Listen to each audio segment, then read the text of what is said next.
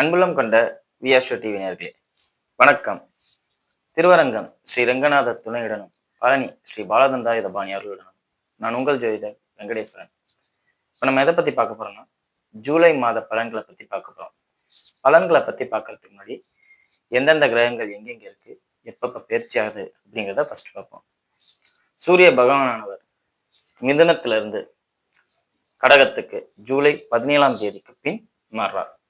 செவ்வாய் பகவானானவர் ரிஷபத்திலே அப்படியே இருக்கார். ஆகஸ்ட் 1ஆம் தேதி எங்க மாறுறாரு, மிதனத்துக்கு மாறுறாரு. அப்ப ஆகஸ்ட்ங்கும் போது அர்த்தமான பலன்கள்ல போயிடலாம். சரிங்களா? அதே மாதிரி புதன் பகவானானவர் ஜூலை 2ஆம் தேதி வக்ரமாயி கடகத்துல இருந்து வக்ரமாயி மிதனத்துக்கு போறார். எப்ப? ஜூலை 13ஆம் தேதிக்கு பின். அதுக்கப்புறம் திரும்பவும் வக்ர நிவர்த்தி ஆகிறார். எப்பன்னா ஜூலை 23ஆம் தேதி.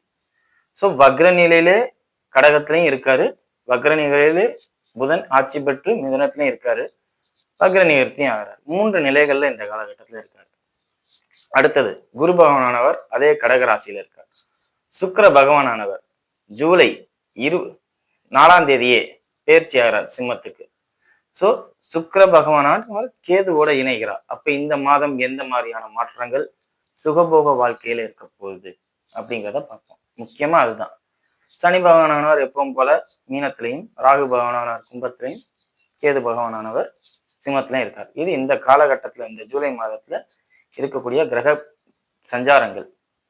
இதனால பொதுவா என்ன நடக்கும் அப்படின்னு பார்த்தா, வாகனங்கள்ல இப்ப நம்ம கூட பார்த்தோம், போக்குவரத்துல நிறைய கொண்டு வந்திருக்காங்க தமிழக அரசு அப்படிங்கிற மாதிரி நிறைய பார்த்தோம். அதிலே ஏதாவது குறை ஏற்படும். அந்த குறை வெளியில வரும். ஜூலை 4க்கு அப்புறம் இதெல்லாம் பார்ப்பீங்க. காது கொடுத்து கேட்கலாம். நியூஸ்லயே நம்மலாம் பார்க்கலாம். வாகனங்கள்ல இந்த மாதிரி நடந்துச்சு, ஃப்ராட் நடந்திருக்கு, ஏமாத்திட்டாங்க, ஓட்ட வாகனத்தை பழைய வாகனத்தை மறுசீர் பண்ணி கொண்டு வந்துட்டாங்க. வேணா சுக்கிரன் கேதுவோட இணையுது. அப்ப பழச புதுசு மாதிரி பெயிண்ட் அடிச்சு கொண்டு வந்தாங்க அப்படிங்கிற மாதிரி தான் இருக்குமே ஒழிய எதுவுமே புதுசா இருக்காது. அந்த மாதிரி உள்ள அமைப்புகள் வாகன ரீதியா இது நடக்கும். அதே மாதிரி கோல்டு ரிலேட்டடா, ஜுவல்ஸ் ரிலேட்டடா உள்ள விஷயங்கள் நிறைய பாதிக்கப்படும். குறிப்பா இந்த துணி சம்பந்தப்பட்ட இடங்கள் வேலையாய் இருக்கும்ல, ஆடம்பரமா காமிக்கிற விஷயங்கள்லாம் அரசாங்கம் இந்த நேரத்துல எதிராக செயல்படும். அவங்களுக்கு எந்த ஸ்கீமும் கிடைக்காது அப்படிங்கிற மாதிரி கொண்டு வருவாங்க அப்படிங்கிறத சொல்லலாம். இது பொதுவா பிசினஸ் ரிலேட்டடா. இப்ப 12 ராசிகளுக்கும் எப்படி இருக்கும் அப்படிங்கிறத வாங்க பார்ப்போம். மகர ராசி என்பர்களே, ராசியாதிபதினு சொல்லக்கூடிய சனி பகவான் ராசிக்கு 3ஆம் இடத்துல. அதோட முக்கியமான விஷயம், ராசியை சூரியன் பார்க்க போறார். 8ஆம் அதிபதினு சொல்லக்கூடிய சூரியன் பார்க்க போறார். குரு அஸ்தமனமாய் பார்க்க போறார். எல்லா வகையிலையும் கவனம். குறிப்பா மனைவியின் உடல்நிலை ரொம்ப கவனம். இல்ல உங்களோட உடல்நிலை, 2 பேர்ல யாருக்கோ ஒருத்தருக்கு உடல்நல பாதிப்பு உண்டு. அதுவும் குறிப்பா கொழுப்பு அதிகமா இருக்கு. குரு அஸ்தமனமானா கொழுப்பு கம்மியாகணும். உங்களுக்கு கொழுப்பு அதிகமா இருக்கு, தேவையற்ற கொழுப்பு அதிகமா இருக்கு அப்படின்னு சொல்லி உடல்நல பாதிப்பு ஏற்படும். இதயத்துல கொழுப்பு பாதிப்பு ஏற்பட்டது அப்படிங்கிற விஷயங்களை கொடுக்கும். ஸோ இதை கொஞ்சம் கவனமா பார்த்துக்கங்க. இந்த ஒரு விஷயம்தான் உங்களுக்கு முக்கியமே. மற்ற எதை பத்தியும் சிந்தனை தேவையில்லை. ஏன்னா குரு நல்லா இருந்தா பிளஸ். இத்தனை நாள் உங்க ராசிக்கு 7ஆம் இடத்துல நல்லா இருந்துச்சு. அப்போ கொழுப்பு அதிகமா ஏறி இருக்கும். இப்போ சூரியன் அஸ்தமனப்படுறார். அப்போ கொழுப்பு கரையணும். கொழுப்பு கரையணும்னா என்ன? கெட்ட கொழுப்பு உங்களுக்கு நிறைய இருக்கு அப்படின்னு வந்தாதானே கரையும். இல்லாட்டி கரையுமா? கரைய வாய்ப்பு கம்மி. ஸோ இதுதான் முக்கியமே ஒழிய மற்றபடி எந்த ஒரு விஷயங்களும் முக்கியம் இல்லை. ரொம்ப சிம்பிளா ஜாதகத்தை இப்ப சொல்லி கொடுத்துட்டேன். கொழுப்பு எப்படி வருது, கொழுப்பு எப்படி பாதிப்பாகுது அப்படின்ட்டு. மனைவிக்கோ உங்களுக்கோ கொழுப்பு சம்பந்தப்பட்ட அமைப்பு பாதிப்பு, வெயிட் அதிகமா இருக்குங்கிற பாதிப்பு, வெயிட் அதிகமா இருக்கிறதுனால உடம்பு வீக் ஆகுது அப்படிங்கிற ஒரு இணைப்பு, இந்த மாதிரி விஷயங்கள்லாம் நடக்கும். அதிகமான உடல் உழைப்பு உங்களுக்கு இப்ப தேவைப்படுது. உடல் உழைக்கணும், ஓடணும், நடக்கணும். பிசிக்கல் ஃபிட்னஸை கரெக்டாக மெயின்டைன் பண்ணா எந்த பாதிப்பும் இல்லை அப்படிங்கிறத சொல்லலாம். ஏன்னா நிறைய பேர் பிசிக்கல் ஃபிட்னஸை கரெக்டாக மெயின்டெனன்ஸ் பண்ணுவாங்க மகர ராசிக்காரர்கள். ஏன்னா மகர ராசியில தானே செவ்வாய் உச்சமாகிறாரு. செவ்வாய் உச்சமாகும் போதுல அங்கே பிசிக்கல் ஃபிட்னஸை கரெக்டாக மெயின்டைன் பண்றவங்களுக்கு நீட்டா இருக்கும், எந்த பாதிப்பும் இருக்காது அப்படிங்கிறத சொல்லலாம். பிசிக்கல் ஃபிட்னஸை மெயின்டைன் பண்ணாதவங்களுக்கு சிக்கல் அப்படிங்கிறத சொல்லலாம். சரிங்களா? பெரும்பணம் சம்பந்தப்பட்ட அமைப்புகள் உங்க கையை விட்டு போறது. இந்த நேரம் உங்களுக்கு வீட்டுல திருமண அமைப்பு அதுல ஒரு பையனோ பொண்ணோ இருந்தா திருமணத்துக்கு ஏற்பாடு பண்றேன் அப்படின்னு சொல்லி 4 பேர்கிட்ட பேசுங்க. அதுக்கு உண்டான வேலைகள் வேகமா நடக்கும். இல்ல காதணி விழா நடத்துறது.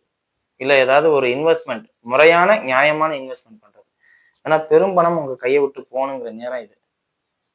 அந்த பெரும்பணத்தை எப்படி கையாளுறோங்கிறது பொறுத்துதான் நம்மளோட ஊர் நம்மளை மதிக்கிறதுங்கிறது இருக்கு. மரியாதைக்குரிய அமைப்புல நீங்க மாத்தினீங்கன்னா எல்லாமே பிளஸ் ஆகும். இது யார் சின்ன பையன் என்ன சொல்றான் அப்படின்னு நீங்க நினைச்சீங்கன்னா அதை பத்தி தப்பு இல்லை. பட் ஆனா கரெக்டா கொண்டு போங்க உங்க லைஃப்ல அப்படிங்கிறது தான் சொல்றேன். சரிங்களா? 8ஆம் அதிபதி ராசியை தொடர்பு கொள்வது பெரும்பண இழப்பீடையும் குறிக்கும். ஏமாந்து போறதையும் குறிக்கும். 8ல கேது வேற இருக்காரு. வழக்குகள்லாம் நிச்சயம் ஏமாற்றம் உண்டு. வழக்குல ஜெயிப்பீங்கன்னு நினைக்க வேண்டாம். சுக்கிரன் சேர்றாரு இப்ப போய் 5ஆம் அதிபதினு சொல்ல சுக்கிரன் சேர்றாரு. அப்போ இப்போதான் பூர்வீக சொத்துக்கு தீர்மானம் வர்றது. இந்த மாதிரி பூர்வீக சொத்துல நான் ஏமாந்துட்டேன், எனக்கு கிடைக்க வேண்டிய சொத்து எனக்கு கிடைக்காம போயிடுச்சு அப்படிங்கிறதுலாம் இந்த மாசம்தான். வேற எந்த மாசமும் இல்லை. 10ல தொழில்ல ஏமாந்து போறது, தொழில்ல கடனாளியாகி ஏமாந்து போறது, இதுவும் இப்பதான். நான் தான் சொன்னேன், எனக்கு பெரும்பணம் சம்பந்தப்பட்ட அமைப்புகள் இருக்கு.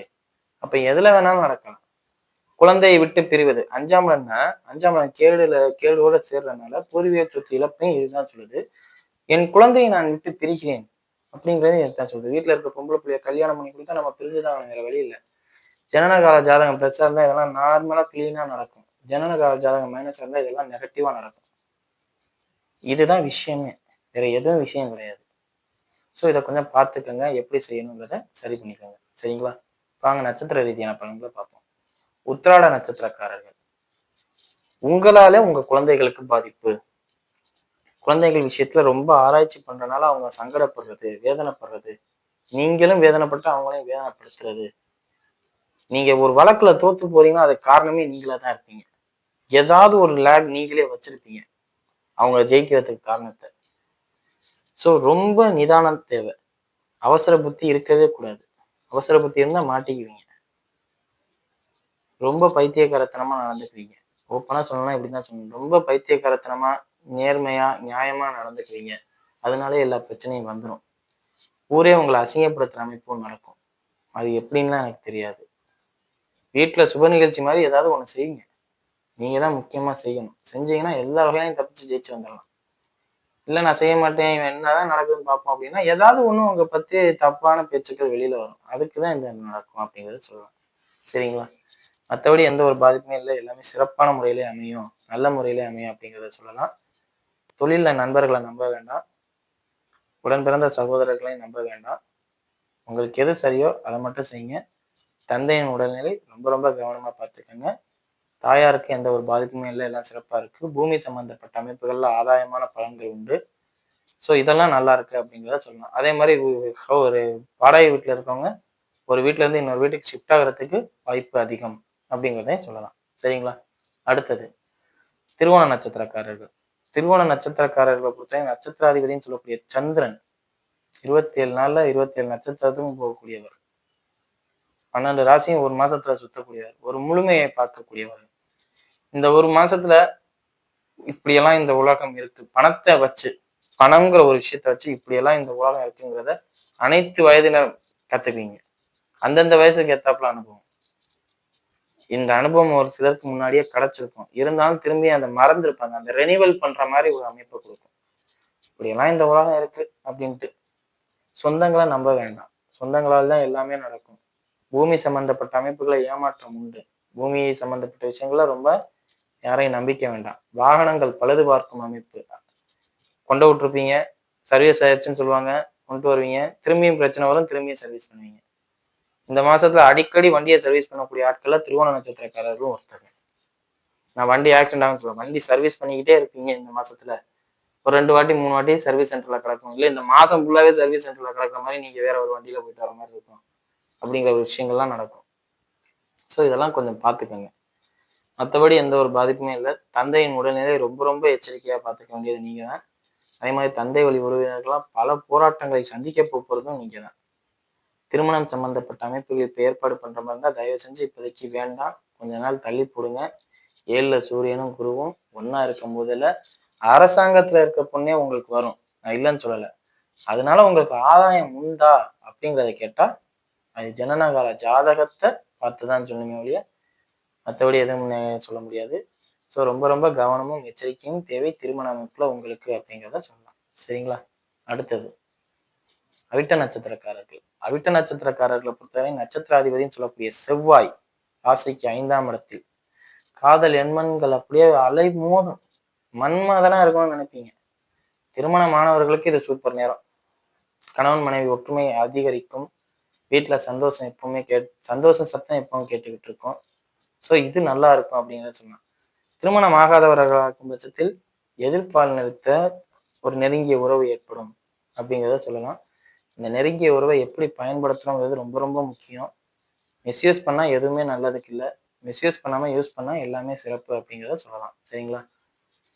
அதே மாதிரி வேலை சம்பந்தப்பட்ட அமைப்புகள்ல நீங்க இந்த காலகட்டத்துல பயணங்கள் சம்பந்தப்பட்ட அமைப்புகளோ, இந்த ஸ்விக்கி, ஊபர் இந்த மாதிரி அமைப்புகளையோ, இல்ல டாக்ஸி டிரைவர் இந்த மாதிரி அமைப்புகளையோ, இல்ல நீங்களே சொந்தமா ஆட்டோ, டாக்ஸி ஏதாவது ஒண்ணு வாங்கி ஓட்டுற மாதிரியோ உள்ள அமைப்புகள்லாம் ஏற்படும்.